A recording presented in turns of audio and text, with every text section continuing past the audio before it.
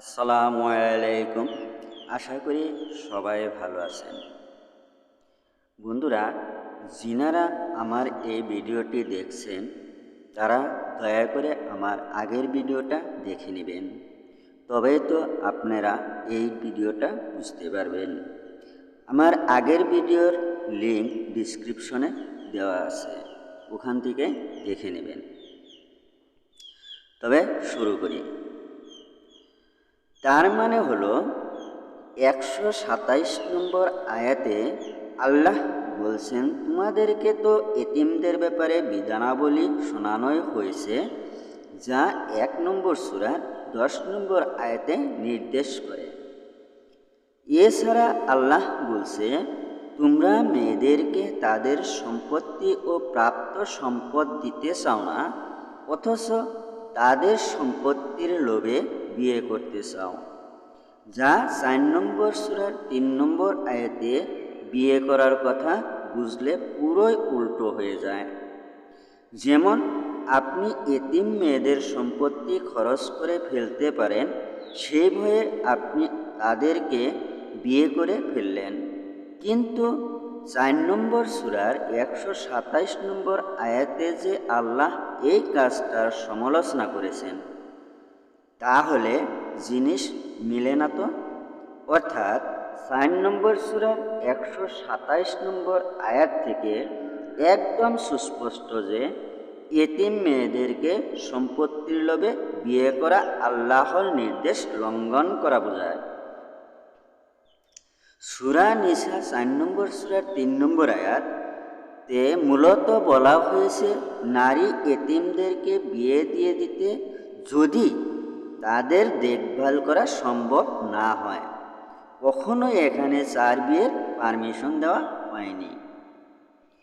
সূরা নিসার প্রথম আয়াতে যদি লক্ষ্য করেন, দেখবেন যে আল্লাহ পুরো মানবজাতিকে ইয়া আইয়ুহান নাস সম্বোধন করে কথা বলছেন। অর্থাৎ নারী ও পুরুষ উভয়ের উদ্দেশ্যে আল্লাহর কথাগুলো বলা হয়েছে। তো যদি 4 নম্বর সূরার 3 নম্বর আয়াতে বিয়ে করা বুঝে কেউ, তার মানে মেয়েরাও চাইলে মেয়েদেরকে বিয়ে করতে পারবে, অর্থাৎ লেসবিয়ানজিম। মাজাল্লাহ, অর্থাৎ বিয়ে করা কোনোভাবেই মেলে না। এরপরে আরও বড় তামাশা দেখেন, অনুবাদে 4 নম্বর সূরার 3 নম্বর আয়াতে আরবির অনুবাদ করেছে 2 মাসনা, 3 সুলাসা ও 4 রুবায়া। এগুলো কিন্তু প্রকৃতপক্ষে 2, 3, 4 বোঝায় না। 2-এর আরবি হলো ইসনা, 3-এর আরবি হলো সালাসা, 4-এর আরবি হলো আরবা। তাহলে কুরআনের যে আয়াতে ইচ্ছাকৃত ভুল অনুবাদ করে মাসনা, সুলাসা আর রুবায়া অনুবাদ 2, 3, 4 করেছে, এগুলো প্রকৃত অর্থ কী? মাসানা মানে 2টা একসাথে, অর্থাৎ জোড়া। সুলাসা মানে 3টা একসাথে। রুবায়া মানে 4টা একসাথে। তার মানে কেউ যদি নিসা 4 নম্বর সূরার 3 নম্বর আয়াতের অনুবাদে নিজেই বহুবিবাহ করা বুঝে, তাহলে অর্থ দাঁড়াবে কেউ বহুবিবাহ করতে চাইলে তাকে একসাথে 2টা বা 3টা বা 4টে বিয়ে করতে হবে। একটা একটা করে বহুবিবাহ করতে পারবে না, একযোগে করতে হবে সব। এছাড়া বিয়েরও কোনো লিমিট নাই, কারণ যে কেউ চাইলে ইচ্ছামতো একসাথে 2, 3 বা 4টা করে বিয়ে করতে পারবে। তাহলে কেউ যদি একদিনে 4টে বিয়ে করে 10 দিনে বউ দাঁড়াবে 40টা। এগুলো কোনোভাবেই কোনো সেন্স তৈরি করে না। মাসনা বা জোড়া, এর প্রয়োগও রয়েছে কুরআনে, যেখানে এর দ্বারা 2 বোঝানো হয়নি। সূরা সাবা 34 নম্বর সূরার 46 নম্বর আয়াতেও মাসনা শব্দটা আছে, 4 নম্বর সূরার 3 নম্বরের মতোই। যেখানে এর অর্থ কিন্তু জোড়া। তাহলে 4 নম্বর সূরার 3 নম্বর আয়াত দিয়ে যদি নিজেই এতিম মেয়েদেরকে বহুবিবাহ করা বোঝায়, তাহলে এর অর্থ হবে একসাথে 2 বিয়ে করতে হবে। একবার একটা করে তারপরে আবার আরেকটার সুযোগ নেই, একসাথে 2 জনকে বিয়ে করতে হবে। সুলাসা একসাথে 3টা, এক্ষেত্রেও তাই। রুবায়াও একসাথে 4টা, একই অর্থ হবে। 4-এর আরবি হলো আরবা, রুবায়ানা। কোরআনের আরবা বা 4 শব্দের প্রয়োগ দেখতে পারেন সূরা নূরের 4 নম্বর আয়াতে। কাজেই কোরআনের অর্থ বদলে দিয়ে কামনা চরিতার্থ করার একটা অংশ ক্লিয়ার করা হলো। এবার চলেন বিয়ে দেওয়ার বিষয়টি আরও ক্লিয়ার হই। সূরা নিসার ওই বিয়ের পরই আয়াতে অর্থাৎ 4 নম্বর সূরার 4 নম্বর আয়াতে বলা হয়েছে, আর তোমরা নারীদেরকে সন্তুষ্ট চিত্তে তাদের মোহর দিয়ে দাও, অতঃপর যদি তারা তোমাদের জন্য তা থেকে খুশি হয়ে কিছু ছাড় দেয়, তাহলে তোমরা তা সানন্দে তৃপ্তি সহকারে খাও। 4 নম্বর সূরার 4 নম্বর আয়াত। অর্থাৎ 4 নম্বর সূরার 3 নম্বর আয়াত অনুযায়ী এতিম মেয়েদেরকে বিয়ে করে এরপরে 4 নম্বর সূরার 4 নম্বর আয়াত অনুযায়ী মহারানা দিবেন এবং তারা কিছু মাফ করলে সেটা ভোগ করতে পারবেন। আসলেই কি তাই? 4 নম্বর সূরার 4 নম্বর আয়াতে মহারানা শব্দটাই নাই, আছে সাদাকা। সাদাকা মানে দান, মহারানা নয়। কোরআনে মহারানার জন্য স্পেসিফিক আরবি আছে, তা হলো উজুর। কোরআনে বিয়ে নিয়ে 5টা আয়াতে আল্লাহ মহারানা বুঝাতে উজুরাহুনা ব্যবহার করেছেন। মহারানা অর্থাৎ উজুরাহুন্নার সবগুলো আয়াত দেখতে পারেন চাইলে প্রমাণ হিসাবে। মহারানার নিজস্ব আরবি আছে উজুর।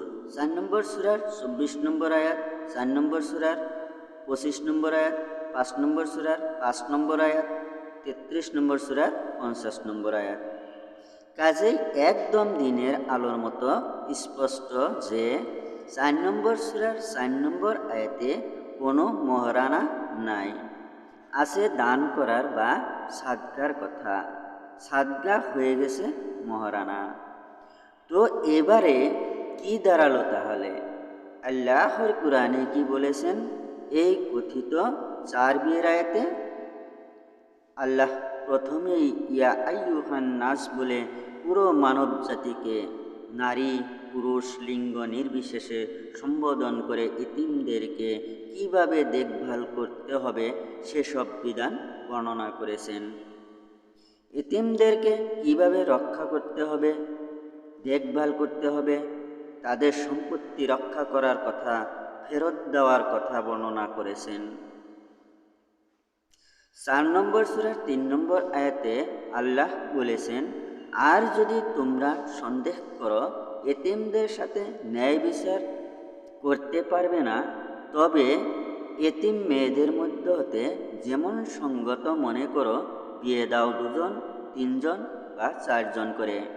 কিন্তু যদি আশঙ্কা করো ন্যায়সঙ্গত আচরণ করতে পারবে না, তাহলে একজনকে অথবা যা তোমাদের ডান হাতের অধিকারভুক্ত হয়, এটিই হলো আরও নিকটবর্তী পথ, যাতে তোমাদেরকে অবিচার করতে না হয়। সূরা নিসা 4 নম্বর সূরার 3 নম্বর আয়াত। অর্থাৎ এতিমদের লালন পালনে দেখভাল করতে যে যদি কেউ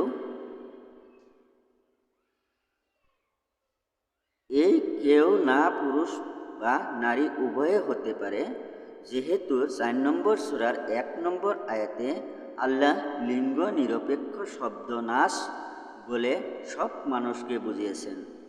মনে করে যে সবার প্রতি সমানভাবে খেয়াল রাখতে পারবে না, ভালো মতো দেখাশোনা করতে পারবে না। সেক্ষেত্রে সে তাদের দৈহিক ও বুদ্ধিবৃত্তিক ম্যাচুরিটি অথবা বিয়ের বয়সে 4 নম্বর সূরার 6 নম্বর আয়াত পৌঁছলে নারী এতিমদেরকে বিয়ে দিয়ে দিতে হবে। সে বিয়ে কিভাবে দিবেন? হ্যাঁ, সে কথাটাই আল্লাহ বলেছেন 4 নম্বর সূরার 3 নম্বর আয়াতে। একসাথে 2 জন, 3 জন কিংবা 4 জন করে বিয়ে দিতে হবে। একসাথে দিলে বিয়ে আয়োজনের খরচ কম পড়বে যেহেতু, কিন্তু যদি একসাথে বিয়ে দিতে গেলে কারো প্রতি বৈষম্যের আশঙ্কা থাকে, অর্থাৎ কারো প্রতি বেশি খেয়াল রাখা বা কারো প্রতি কম, সেক্ষেত্রে একটি করেই বিয়ে দিতে হবে। বিয়ের সময় বিয়ে আয়োজনে আপনার হয়তো কিছু টাকা খরচ হবে। এই খরচের পরিমাণটা চাইলে এতিমের আপনাকে কম করতে বলতে পারে। যদি তারা বিয়েতে কম খরচের জন্য বলে, আপনি তা করতে পারবেন। এটি আপনার পক্ষ থেকে তাদের জন্য উল্লেখিত সাদকা তিহিন্না বা দান, যার ইচ্ছাকৃত ভুল অনুবাদ মহারানা করেছে ট্রেডিশনালিস্টদের। এখন প্রশ্ন আসতে পারে, এতিম মেয়েদেরকে না হয় বিয়ে দিলাম, তো পুরুষ এতিমদের বেলায় কি হবে? এর উত্তর কোরআনে আছে, চলুন দেখে আসি। আর তোমরা কাছে জিজ্ঞেস করে এতিম সংক্রান্ত হুকুম বলে দাও। তাদের কাজকর্ম সঠিকভাবে গুছিয়ে দেওয়া উত্তম। আর যদি তাদের ব্যয়ভার নিজের সাথে মিশিয়ে নাও, তাহলে মনে করবে তারা তোমাদের ভাই।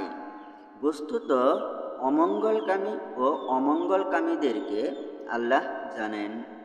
আল্লাহ যদি ইচ্ছা করতেন তাহলে তোমাদের উপর জটিলতা আরোপ করতে পারতেন। নিশ্চয় তিনি পরাক্রমশালী, মহাপ্রজ্ঞ। সূরা বাকারা 2 নম্বর সূরা 220 নম্বর আয়াত। অর্থাৎ আপনি তাদেরকে উপকার করবেন, প্রতিষ্ঠিত হতে সহায়তা করবেন। আর সবচেয়ে ভালো হয় তাদেরকে যদি পরিবারের একজন করে নেন, কারণ তারাও আমাদের ভাই। কি চমৎকার আল্লাহর বিধান!